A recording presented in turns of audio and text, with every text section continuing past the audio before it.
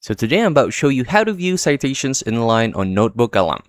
First, open NotebookLM and type a question into the chat bar at the bottom of the screen. When the AI generates its response, look closely at the text. You will see small, blue bracketed numbers next to the specific facts, claims, or data points. Those are your inclined citations.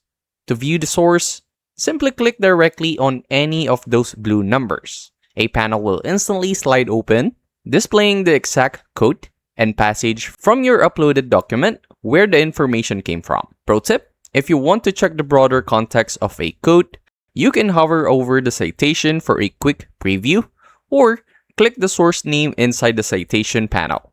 The desktop app will automatically jump straight to the page. And that's it. That's how to view Citations Inline on NotebookLM desktop. If this helped you out, make sure to like, subscribe for more quick tutorials like this, and comment down below what other topics you want me to break down next. I'll see you on the next one.